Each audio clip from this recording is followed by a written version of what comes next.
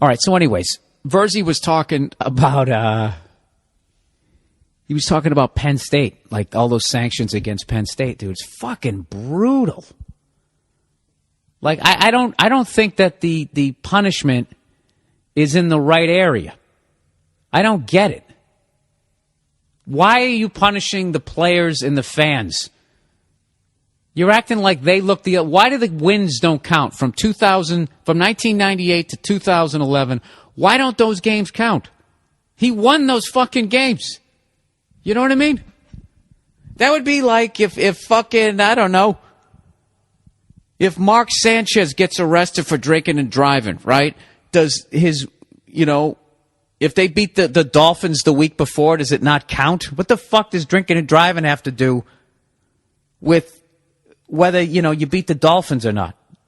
I don't get that. Like, so now all these players that played for Penn State, who now sit around, probably get together every couple of years for a reunion. Hey, remember that time we played Clemson? Sitting there with a cigar and scarred up knees.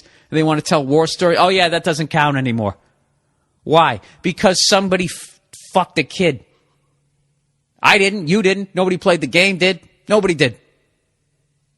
You act like it happened during the game and they played the game around the crime. I mean, it's a fucking horrible crime, but I think what they're trying to do is just erase Joe Paterno's name off of any all-time list.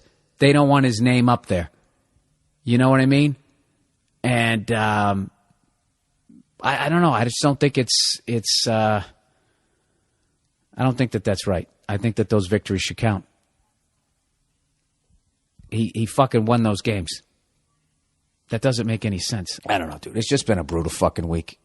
I feel bad for Penn State players. I feel bad for their fans because I feel like they're getting punished too, and they didn't do a fucking thing.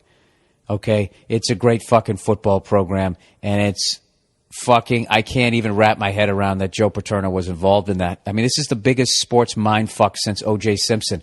You got to understand, O.J. to me was the juice. 2,000 yards in a 14-game season. Those Hertz rental car commercials, Monday Night Football. I even watched his bad movies, like when he played that astronaut and didn't make it to the moon, and then they tried to kill him. And the two white astronauts, of course, they killed O.J., because that's how it always worked back then. If you watched any Def Jam comedy, they'll let you know the black guy always died in those movies. Right through the Naked Gun, and then out of nowhere, he's on trial for a fucking double murder. And he's got a look on his face like, yes, I did this shit. How do I get out of this? This is the biggest, I think, mind as far as like who you thought somebody was and then what the fuck they were involved in. It's just brutal. And there's nothing funny about it. So let's move on. Let's fucking move on. Who gives a fuck? I'm not going to sit there and even try. What am I doing? I just said I wasn't going to apologize for anything. Fucking Penn State's wins should count. All right? Those fucking players played the goddamn games. They blew out their knees. They risked fucking injury. They won the goddamn games. All right? Just because some old fuck was doing some shit that he should be burned in the street for, you shouldn't punish those fucking kids. I hope Penn State sells out all their fucking games. Learn from SMU. All right? Everybody just walk the fuck away. You show up in force. That'd be the greatest fucking thing. You know how unbelievable, if you want to somehow turn this fucking thing around, Penn State fans, is if every game over the next 4 years sells out, even if you lose every fucking game. Okay? There's no other program out there could ever question your loyalty. That would be the greatest example of fan support. Unlike some of these fucking Red Sox fans out here. 48-48, they're fucking walking away. See, that's the deal with most fans. They're not real fans.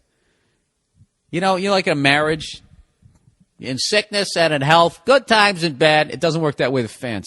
Fans basically say, I love you until you suck. And then I'm walking away. I'm going to leave you when you need me most. Just like that Kenny Rogers song. 4 hungry children, crop in the field.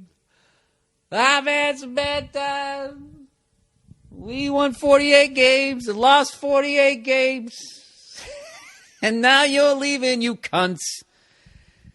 You know what? Get the fuck out. God bless John Lester. I know he doesn't want to lose. I love him, Pedroia, when we're fucking down like that and he's fucking pounding him on the leg, trying to get him psyched up. I love that shit. I love that as much as watching him win. All right? And if you're walking away now, you're a cunt.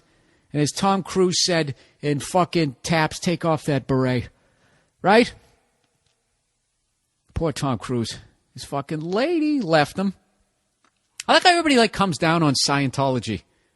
You know what I mean? What's the fucking problem with it? Until they have a Inquisition. I really don't think they're anywhere as bad as my fucking religion. You know what I mean? We had 58 Sandusky's running around doing that shit. Was the Catholic Church not allowed to go to a bowl game? Did they take away some of Jesus' miracles? They didn't. Those fucking games count. Now I'm screaming in a hotel room. Those fucking games count. Those kids won those games. Those games count. I did stand-up for the Penn State Nittany Lions when they came out and they were playing USC in the Rose Bowl. I did stand-up for them. And they were fucking, it was like performing for the troops. High and tight, everybody listening. I didn't have a great set. Nobody heckled me. They were great. Great bunch of guys. You're going to punish them? Go fuck yourself. All right? This is what I say. If you take away Penn State's victories, then you have to take away Jesus' miracles.